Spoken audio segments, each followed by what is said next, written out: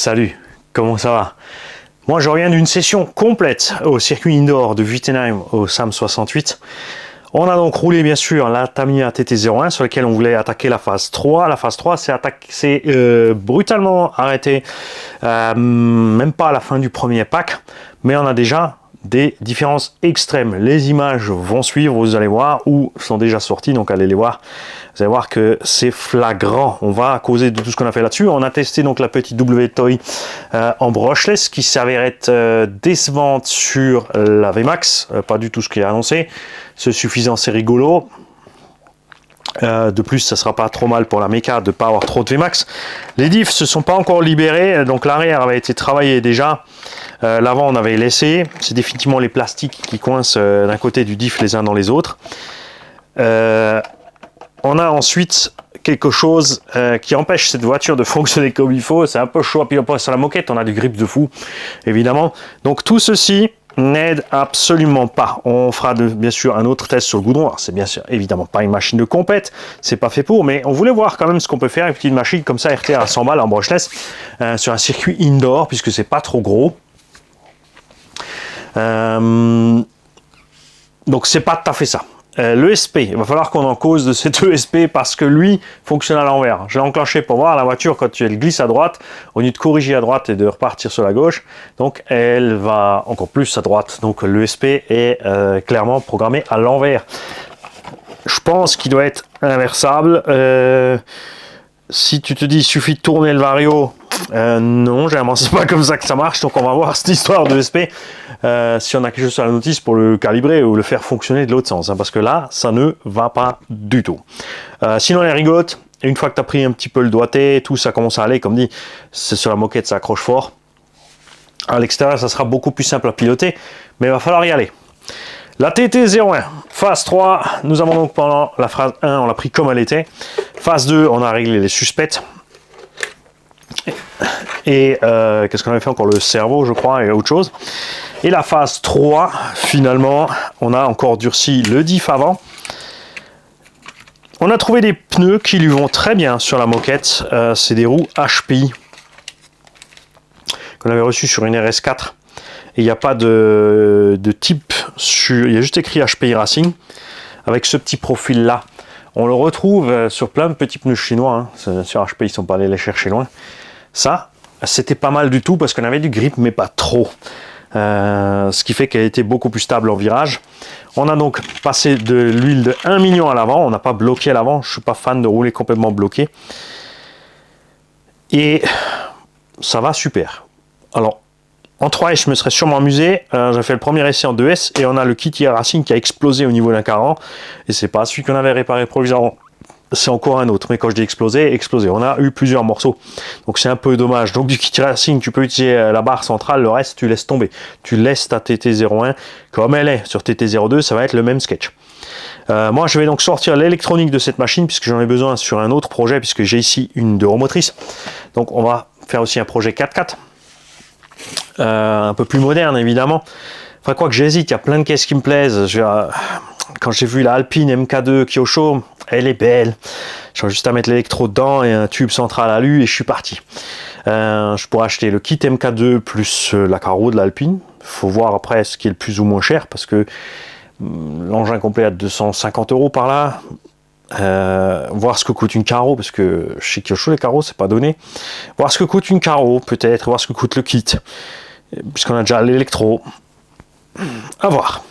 Il faut voir. Parce que de l'autre côté, si je prends la RTR, je me retrouve avec une radio et un récepteur que je peux mettre sur un engin de tombola après, ou sur un engin qu'on préparera pour un petit jeune, ou si une fois que j'ai fini, que je le revends, il y aura déjà le matériel complet. L'un dans l'autre, on ne sait pas trop. Je vais donc sortir mon électrode là-dedans pour la greffer ailleurs. Ici, on avait testé la radio WeFly. Alors, une crème. C'est génial, cette radio, c'est génial. Là-dedans, on avait la Spectrum DX4. Alors, la Spectrum DX4 va bien, c'est sûr. Mais ancienne génération, comme dit, et la WeFly, c'était beaucoup plus crémeux. Alors, le plan de départ, c'était de mettre la Radio Link là-dedans et laisser la WeFly là. On va donc, puisque je me suis toujours pas pris le temps de faire l'unbox de la Radio Link, on va prendre la WeFly et on va la mettre à bord donc de la Express Execute FT1S. Et ce châssis complet là va partir donc chez Régis. Je rappelle, si vous avez raté la vidéo, s'il n'est pas encore sorti, je vais vous en parler. On a un prof de collège de la région de Grenoble qui s'appelle Régis, qui est prof de techno, qui pour ses élèves de techno a fait un projet voiture radiocommandée. Donc il a des pistes TT02, ce que facile à trouver. En tout terrain, il a pris des Traxas d'Euromotrice, pareil, facile à trouver, pas trop cher. On trouve plein de lots d'occasion et des trucs et des bidules. Donc je vais lui envoyer toute une caisse de pièces de Traxas 2VD qui me reste là. Je vais balancer cette TT01 dedans, elle est à réparer, mais s'il y a des pièces de TT02, il y a plein de choses compatibles, les cardans, les noix, tout ça, ça passe, tu pourras les mettre, c'est pas un problème. Parce que tout ce qu'il lui faut là, c'est pour qu'elle roule, c'est 4 fusées et 4 cardans plastiques, hein. Tu dégages les pièces alu, parce que la transmission alu elle est pourrie, ou t'en mets au moins un, pour que l'engin puisse rouler, qu'il ait ses 4 roues motrices. Et tu verras, tu devrais pas être trop mal. Franchement, mon avis, ça va bien se passer comme ça. Bien sûr, tu auras la Caro Elsace Body avec. Hein, donc les enfants, parce qu'il y a une trentaine d'élèves qui roulent avec lui, donc qui adhèrent à ce projet. Une partie me connaissent déjà, sont déjà abonnés. C'est pas pour faire du stock car, hein. Attention, ne la faites pas à la manie. En tout cas, là, en 2S, rifté au sol, j'arrive à être pied au plancher sur la quasi-totalité du circuit. Mais comme dit, là, j'ai plus envie de m'amuser à la réparer encore une fois, ou de changer les cardans, les trucs, les bidules pour tourner. Je vais carrément partir tout de suite sur un 4 roues motrices plus moderne. Basta. Donc ça, c'est fait. Hop, dans la boîte pour Régis. Tiens, hop, c'était le son de la boîte. Donc c'est là, ouais, faut voir cette histoire de réglage. Faut laisser sur le goudron. Après, c'est bien de l'avoir avec, ça permet, entre deux trucs, là j'ai insisté justement avec la FT1S, j'avais ces lipo-à-bord que j'ai reçu d'un tonton, 5080C Gold Bat, 45 minutes, que ce soit avec le petit pignon ou le gros, j'ai fait 40-45 minutes, non-stop, j'ai roulé. Le dernier pack était une 3S 3006, on a fait aussi 40 minutes, gaz-frein, à fond la caisse. Cette FT1S qui est, quand tu la prends, sortie de la boîte, avec les réglages qui te donnent, avec ces roues là, ride, collées par terre. Le truc est facile à piloter, tu te fais plaisir, à tel point que tu manques très vite en fait de patates.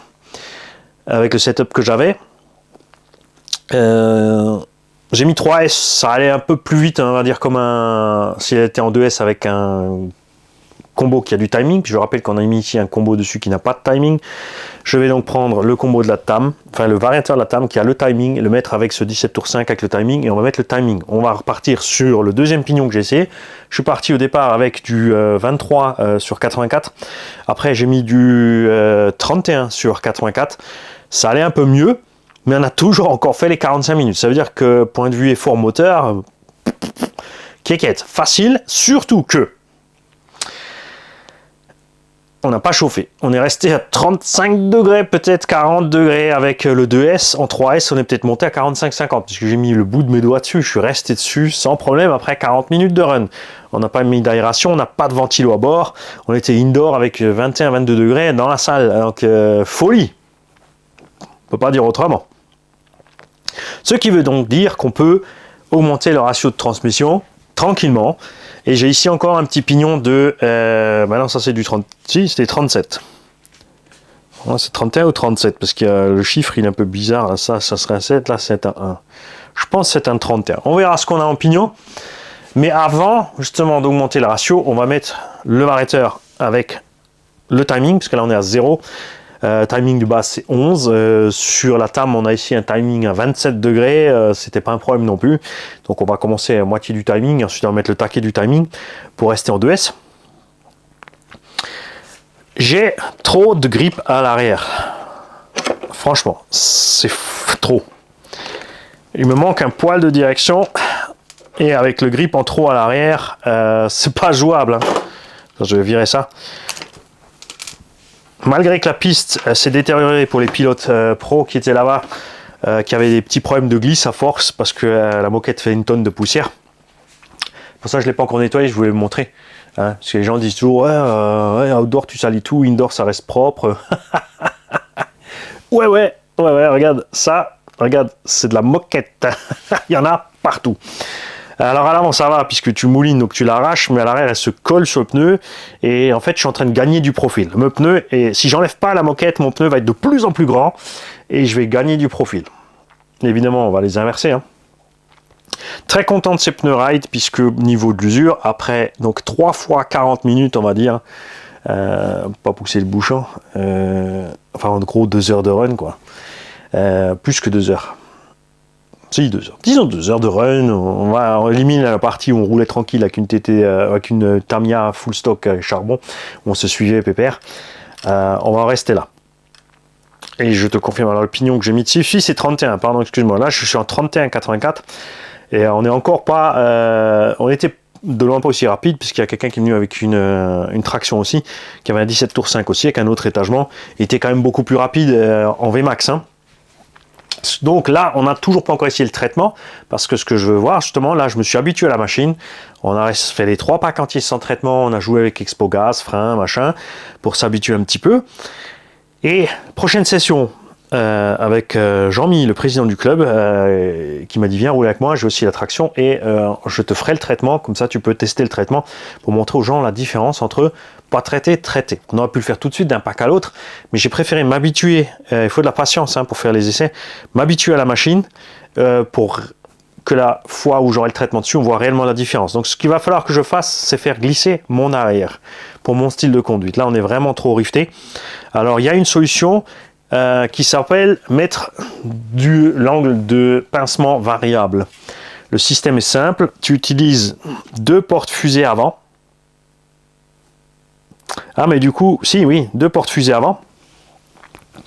Et, accroche-toi bien, une biellette qui rejoint de là à là. Ce qui fait que comme sur le Team Magic 5 je vous l'ai montré, quand tu enfonces ta suspension, comme ce point reste fixe, Traxa ça fait la même, à l'arrière tu prends du pincement. Donc en virage, sur un virage à droite, le véhicule va s'écraser comme ça, ta roue arrière va prendre du pincement, ton train arrière va tourner plus. Et lui qui va délester, si tu règles, par contre là il faudra régler la suspension plus souple, quand cette roue va délester, elle c'est l'inverse, elle va s'ouvrir, l'autre va se fermer, donc mon train arrière va devenir plus ou moins autodirectionnel, ce qui va grandement améliorer ça. Mais ça on va pas le faire tout de suite, c'est une option. On va partir d'abord sur d'autres réglages. Je vais tester d'augmenter la rigidité du châssis. Ici, on a une pièce donc à mettre en plus une barre à l'arrière, puisque le châssis ici en graphite, ou en résine, ce que c'est, ou de l'époxy. Oui, là j'attends toujours l'avis des pros, tu vois, est flex. Donc même si cette suspension arrière est trop dure, à mon goût, quand c'est posé, faut avouer qu'en roulant, c'est le flex du châssis qui fait la différence. Mais là, ça va pas. Donc on va rigidifier l'arrière avant de faire quoi que ce soit d'autre. Faire quelques tours, voir si réellement on perd du train arrière ou pas. Train avant, on peut pas augmenter parce qu'on a déjà un rayon de braquage au maximum. La direction est complètement couchée, il n'y a pas moyen d'aller plus loin, on est sur les butées des triangles. Je pourrais limer un petit bout sur le plastique pour aller gratter un petit peu. On testera aussi d'autres réglages ici qui vont changer l'effet de Ackermann, puisqu'on ne peut pas régler en bas sur la barre. On peut changer ici, ce qui fait qu'on va avoir une roue qui va braquer plus que l'autre. Parce que là, elle reste relativement parallèle. Non, celle-là, elle braque plus quand même. Mais on va voir si on peut augmenter encore cet effet. Puisqu'en changeant le réglage de Ackermann, normalement, la roue sur l'extérieur devrait aller plus, mais on ne peut pas aller trop loin. Hein, il y a la suspecte encore. On va voir ça. Donc, rigidifier l'arrière, peut-être toucher Ackermann. Ensuite, traitement, parce que là, ce qui se passe avec la vitesse augmentée, j'ai plus assez de grip. Ça patine. Ça patine et donc on va mettre du traitement à l'avant, ce qui va me permettre de récupérer du grip à l'avant pour gagner en accélération. Astuce aussi, bien sûr, de Breezer RC, qui m'a dit, que je lui dis, voilà, j'arrive, tu vois, la relance, je suis un peu, ça mouline de l'avant, qui m'a dit, attention, en traction, il faut absolument pas, je connais ton style de conduite de cochon rallye, toi tu arrives dans le virage, tu serres la corde, tu piles un coup, tu balances le cul et tu remets gaz. Sauf qu'en traction, eh ben, tu vas pas balancer le cul parce qu'elle est scotchée par terre et que à la réaccélération, tu vas mouliner, il va se passer rien du tout. Donc s'il te plaît, prends des virages plus grands. Balance tes lignes comme si tu étais en avion. Garde un passage de vitesse en courbe le plus élevé possible pour éviter ce problème-là. On a aussi Stéphane Rousseau qui m'a ramené sur place encore 4 rides, puisque ce que j'ai pas fait gaffe quand j'ai commandé ces rides, c'est que sur le sachet, parce que moi, par ça pouvait le sachet, ici on te dit aussi qu'il y a des inserts différents à l'intérieur. Il m'a donc ramené des slicks avec l'insert orange. Je lui ai rien demandé. Il savait que j'étais là-bas. Il avait appris que j'avais chopé cette caisse. Il est venu pour amener du matériel aux autres pilotes, comme il fait tous les dimanches. Il passe par là, toujours avec une sacoche pleine de matériel pour que les pilotes aient sur le circuit le matos. Et il est venu à ma table, il m'a dit tiens, il me reste ça pour toi. Donc merci à toi, c'est super sympa. Comme dit, en achetant des roues de 1/10, pour moi, venant du 1.8, où on peut avoir des trains de pneus entre 10 et 16 euros de base, pas maintenant les derniers GRP qui sont à 20-22, avoir un train de pneus complet pour 1/10 à 21-22 euros par là, ça fait un peu grincer des dents. Parce que, comme dit, il faut trouver les bons, il faut être sûr de la tenue dans le temps. Brice RC et Stéphane, les deux, m'ont assuré que ces pneus-là tiendraient longtemps. Obi Gates m'a dit exactement la même chose. Et la preuve est là, puisqu'au bout de 2 heures à faire mouliner cette machine glissée sur le tapis, mes pneus ont quasiment pas bougé. Attention, j'ai mis devant un carrossage neutre pour user le pneu, tu vois, sur la bande de roulement à plat. Au début, à l'arrière, on avait un carrossage qui me faisait rouler sur la bande intérieure. Et au départ, j'ai cru que mon pneu était en train de se bouffer quand j'ai vu ça, mais en fait, c'est pas le pneu qui se bouffe, c'est la moquette qui se colle dessus, sur le pneu. J'avais enlevé le carrossage, donc pour des raisons d'usure, et pour perdre un peu le train arrière, qui s'est avéré être inefficace. J'ai pas perdu le train arrière. Donc je vais peut-être remettre du carrossage, puisque si j'ai moins de surface d'appui des roues arrière, le train arrière sera plus léger à tirer, pour pas tracter pour le train avant, tout simplement, puisqu'on va rouler que sur une infime partie du pneu. Si ça le bouffe pas, il n'y a pas de raison de s'en priver. Tu vois, regarde. Regarde ça.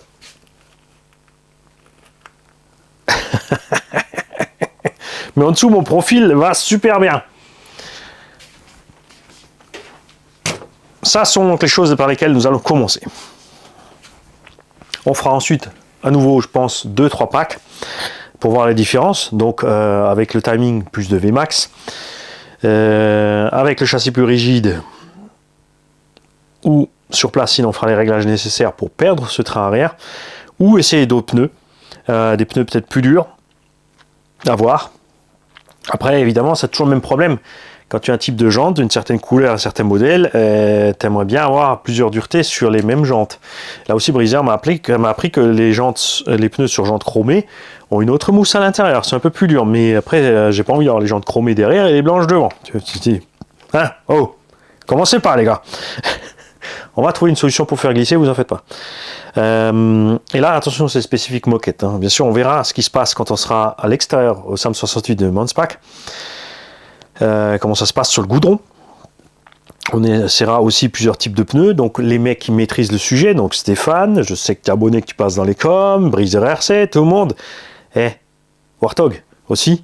En dessous, vous balancez ce que vous utilisez comme pneu sur le goudron, sur la moquette, traitement, pas traitement, etc. Moi, ce que je préférerais, bien sûr, c'est rester sans traitement. Parce que pour le loisir, c'est moins chiant. Quand tu mets le traitement, il faut attendre 15 minutes que le traitement agisse pour aller rouler.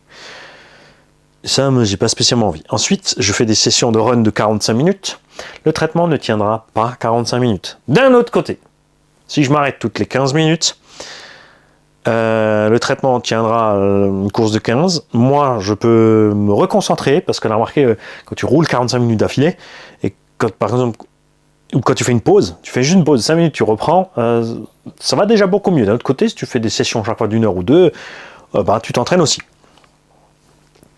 Nous verrons donc cela.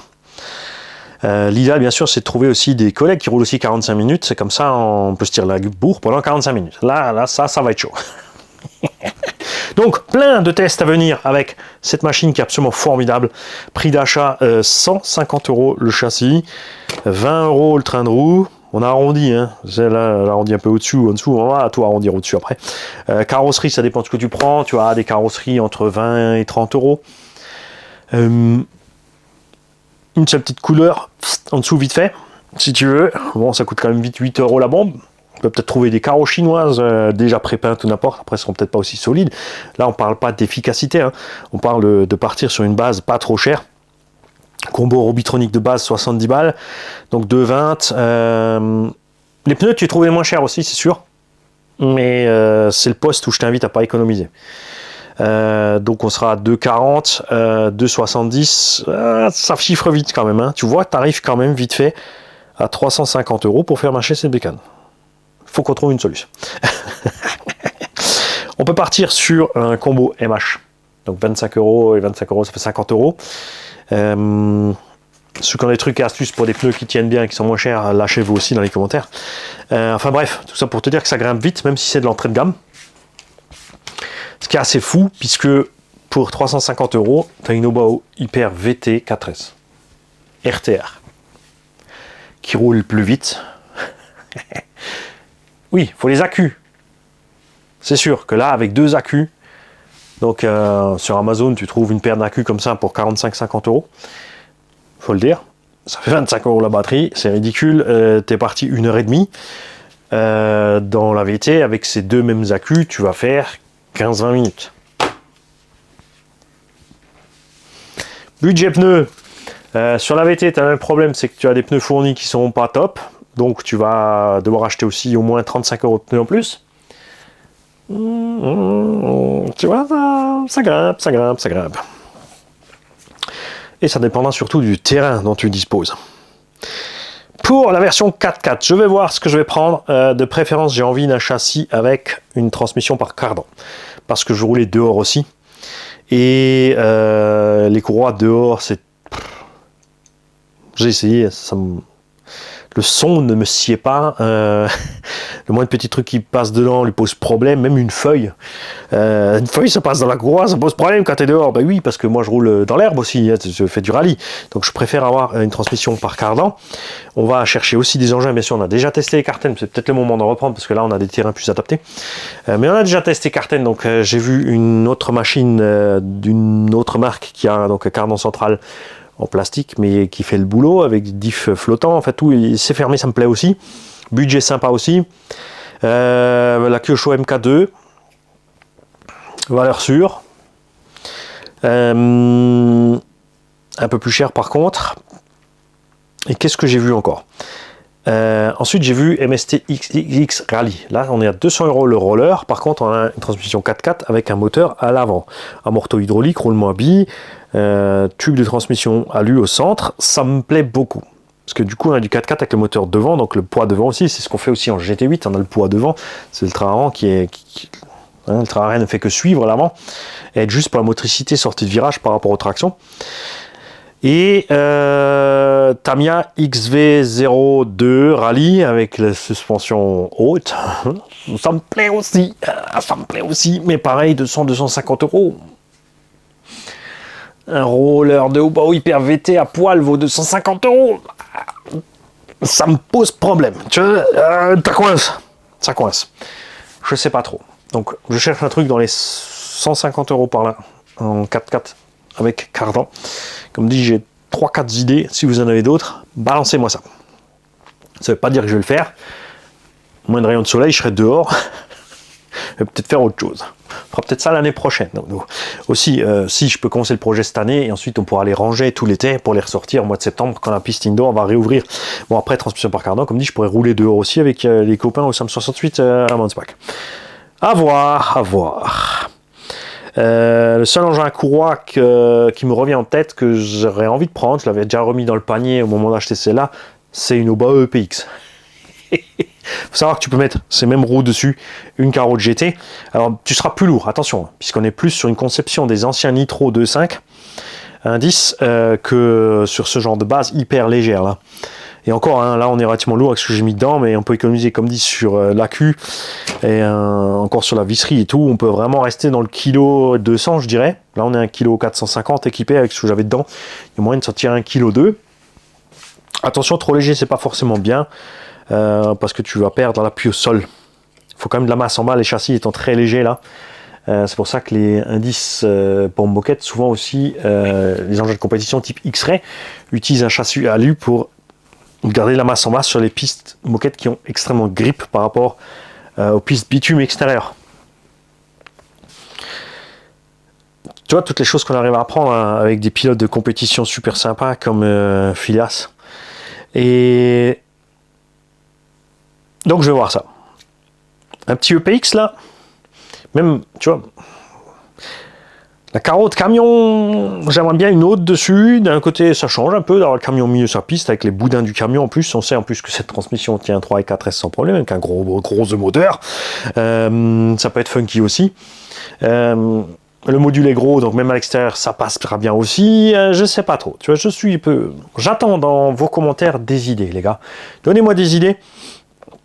Parlez-moi de vos modèles préférés, de ce que vous avez vu, tout ça. Hein, on va faire tranquillo. Point de vue carrosserie, je l'ai monté aussi relativement haute pour pas l'abîmer. Ça a très bien fonctionné, on a à peine frotté, regarde ici, sur les trucs. Après, c'était pas trop haut, c'est assez réaliste. Bon, à l'avant, on a frotté parce qu'on s'est écrasé un petit peu sur les freinages. Je vais peut-être à l'avant, donc du coup, durcir un tout petit peu ma suspette. Augmenter un peu la précontrainte, pas la durcir, augmenter la précontrainte pour qu'elle aille moins vite plonger jusqu'en bas. On a fait quelques petits tilts, quelques poussettes, ça se passe bien, je pense que ça va être durable un petit moment cette histoire. Là j'ai frottouillé peut-être un peu sur les bords.